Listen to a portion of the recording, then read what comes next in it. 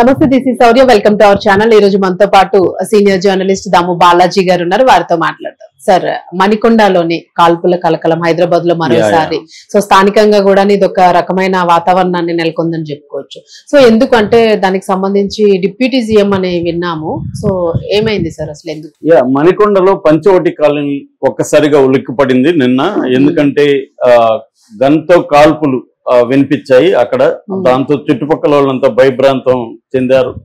So దీని మీద ఆరాధిస్తే ఏం జరిగిందని ఇది రాయలసీమకి లింక్ అయింది. రాయలసీమలో ఉండి గతంలో జగన్ ప్రభుత్వంలో డిప్యూటీ సీఎం గా ఉన్న కృష్ణమూర్తి వాళ్ళ బ్రదర్ ప్రభాకర్ అని ఆయన తనకున్న లైసెన్స్డ్ రివాల్వర్ తీసుకొని గాల్లోకి 3 రౌండ్లు కాల్పులు జరిపాడని చెప్తున్నారు.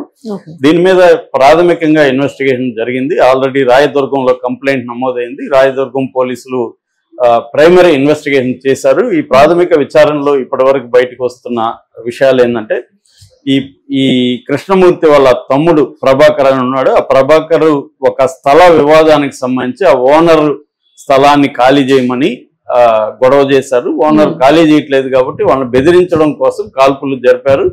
ఆ తర్వాత వాళ్ళని భయభ్రాంతం చేసి వాళ్ళందరినీ బలవంతంగా బయటికి తోసేసి గేట్ కి లాక్ చేసుకుని వెళ్ళారు అని అంటున్నారు. ఇప్పుడు ఎవరైతే ఆ ఓనర్స్ అంటే ఇలా స్థల వివాదంలో ఉందని చెప్తున్నారు. ఈ ప్రభాకర్ ఏమో ఇది మాది అంటున్నాడు, అక్కడ ఉన్న వాళ్ళేమో ఇది మాది అంటున్నారు.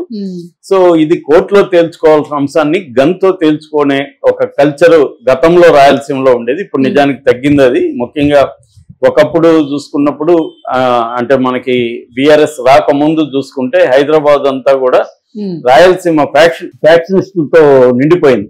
పెట్టాల రవి కావచ్చు, లేకపోతే మొత్తం ఆమె అఖిల ప్రియ బీఆర్ఎస్ వచ్చిన తర్వాత కూడా కిడ్నాప్ కూడా చేసింది ఆమె.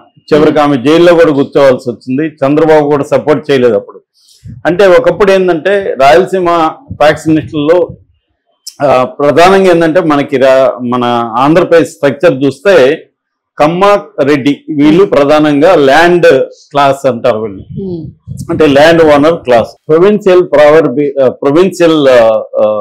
క్లాస్ అంటారు వీళ్ళని. అంటే ఒక రకం ప్రాంతీయ పెత్తందారి వర్గం. వీళ్ళు న్యూ రిచ్ అని కూడా పిలుస్తారు అనమాట. ఈ న్యూ రిచ్ కి ఏంటంటే అగ్రెసివ్ గా ఆస్తులను సంపాదించుకోవడం, అగ్రెసివ్ గా సంపదను పోగు చేసుకోవడం అనేది ఉంటది. వీళ్ళకి ఏ రకమైన వాల్యూ సిస్టమ్స్ ఉండవు. ట్రెడిషనల్ రిచ్ కి కొంత వాల్యూ సిస్టమ్స్ ఉంటాయి. అంటే జమీందారీ కావచ్చు, లేకపోతే ట్రెడిషనల్ గా సంపద ఉన్న వాళ్ళకి కొన్ని రకాల వాల్యూ సిస్టమ్స్ ఫాలో అవుతారు. ఈ న్యూ రిచ్ కి అగ్రెసివ్ గా వాళ్ళు సంపాదన ఉంటారు, లాక్కోవడం అనేది ఉంటది. అది రాయలసీమ కల్చర్ లో పార్ట్ అనమాట. మనకి అక్కడ కమ్మ సెక్షన్ చూసుకుంటే కాటన్ అండ్ కార్నవాలిస్ వీళ్ళిద్దరు బ్రిటిష్ వాళ్ళు. కాటన్ ఏమో బ్రిడ్జ్ కట్టడం, అక్కడ ఆనకట్టలు కట్టడం వల్ల వాటర్ సోర్స్ దొరికింది. కార్నవాలిస్ ఏమో రైతువారీ పద్ధతి. అంటే అంతకుముందు భూమిలో పండే పంటకి ట్యాక్స్లు ఉండేవి. ఈయన వచ్చి ఏంటంటే ల్యాండ్ ని ఫిక్స్ గా విభజించేసి ల్యాండ్ లో నువ్వు ఏ పంటను వేసుకో, ఇంత ట్యాక్స్ కట్టు అనేది రూల్ పెట్టారు.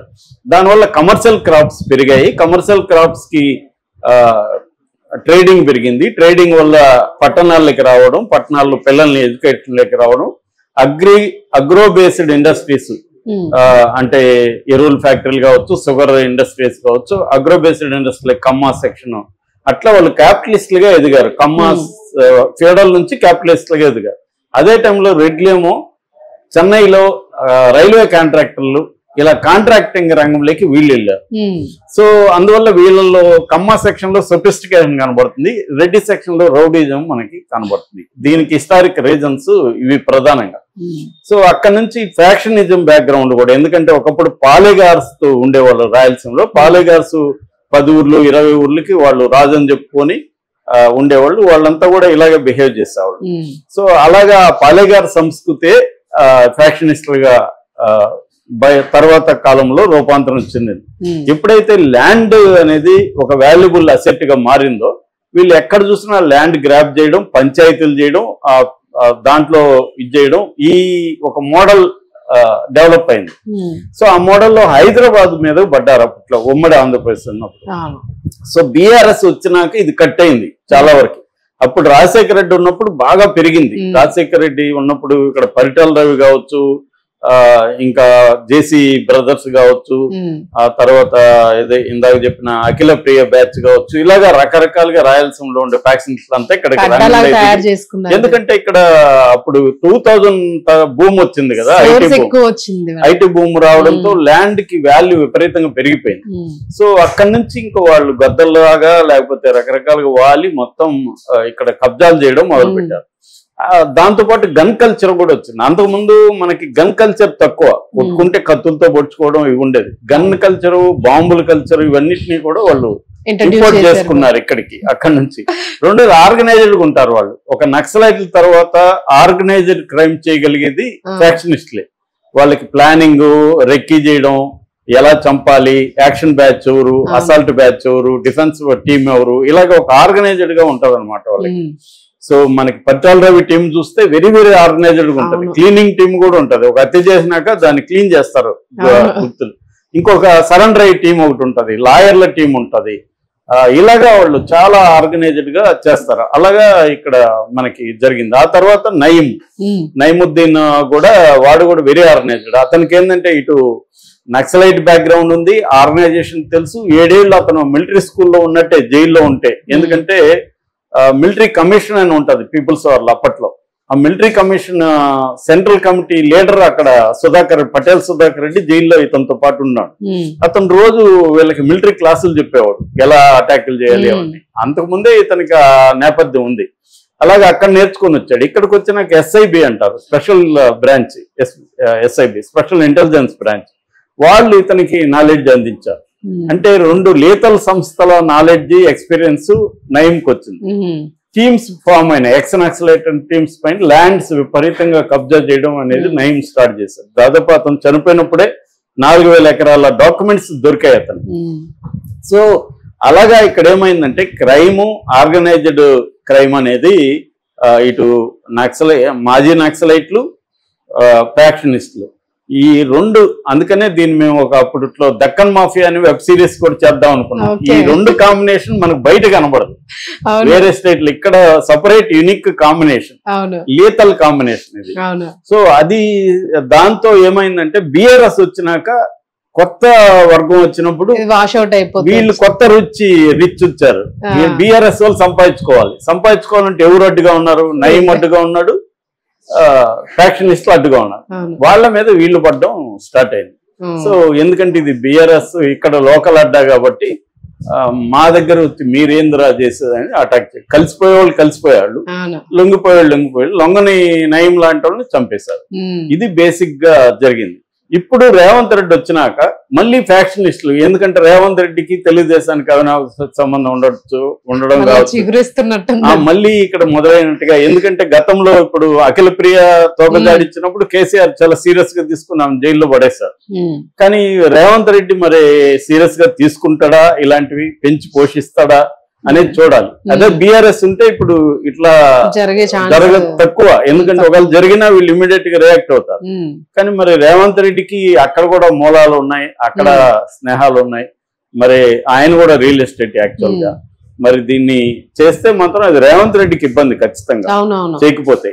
ఎందుకంటే ఇప్పుడు మళ్ళీ ఇక్కడ, ఎందుకంటే అమరావతిలో పెద్దగా లేదు అక్కడ ల్యాండ్, ఇది మళ్ళీ హైదరాబాద్ మీదుగా వస్తారు. ప్రజెంట్ అయితే హైదరాబాద్ అంత గొప్పగా లేదు, అట్లనే మరి బ్యాడ్ గా కూడా లేదు రియల్ ఎస్టేట్. దట్టు ప్రజలు కూడా అప్పుడున్న ప్రజలు కాదు కదా సార్, ఇప్పుడు అందరూ కూడా ఎంతున్నా వీళ్ళ బలం ముందు, గన్స్ ఈ కల్చర్ ముందు ఎవరేం చేయలేరండి. ఎందుకంటే నేను పర్సనల్ గా చూసాను, నయీం మీద నేను సినిమా చేసినప్పుడు నేను అనేక మంది బాధితులను కలిసాను. వీళ్ళు మెథడ్స్ ఏంటి, వీక్ ఓనర్స్ ఉండే వాళ్ళని కనిపెడతారండి. వీళ్ళు కనిపెట్టేది కూడా వీళ్ళకి ఏంటంటే ఎంఆర్ఓ ఆఫీస్ నుంచి రికార్డ్స్ వచ్చేస్తాయి, ఇదిగో ఓనర్స్ వీళ్ళు. ఇప్పుడు ఒక 100 ఎకరాలు ఉంది అనుకో, ఎక్కడెక్కడ 100 ఎకరాలు బిట్ ఉంది, దీని ఓనర్స్ ఎవరు, వాడి ఉన్న బలం ఏంటి. సో వీక్ గా ఉన్న వాళ్ళని వీళ్ళు ముందుగా అటాక్ చేస్తారు, వాళ్ళని బెదిరిస్తారు. సో వాళ్ళు ఏం చేయాలి, పోలీసుల దగ్గరికి పోతారు. ఆల్రెడీ వీళ్ళు పోలీసులతో టైప్ అయిపోయింది, నీ వాట ఎంత నా వాట. వాళ్ళు కూడా పోలీసులు ఏం చెప్తారు, నువ్వు నయీంతోనే ఏదన్నా చేసుకోవా, మేము చేసేది ఏముండదు, ఇది సివిల్ మ్యాటర్ అని వస్తారు వాళ్ళు. వాళ్ళు కన్వీనియంట్ గా లైన్ తో తీసేస్తారు, సివిల్ మ్యాటర్ ఇది మీరు ఏం చేయండి అనేస్తారు. దాంతో వాడు ఏం చేయాలి, రాజకీయ నాయకుడి దగ్గరికి పోతే వాళ్ళతో అయిపోయింది. ఖచ్చితంగా అప్పుడు నయంతోనే, నయం ఏమంటాడు, ₹1,00,00,000 మీ వాల్యూ అనుకోండి, నేను 20 లక్షలు ఇస్తాను నాకు రాసిచ్చామంటాడు. అంతే సింపుల్, రాసిచ్చేయాలి. లీగల్ గా నయం కి ట్రాన్స్ఫర్ అయిపోతుంది. నయం చెప్పిన బినామీ ఎవరో ఉంటారో బినామీ పేరుకి ట్రాన్స్ఫర్ అయిపోతుంది.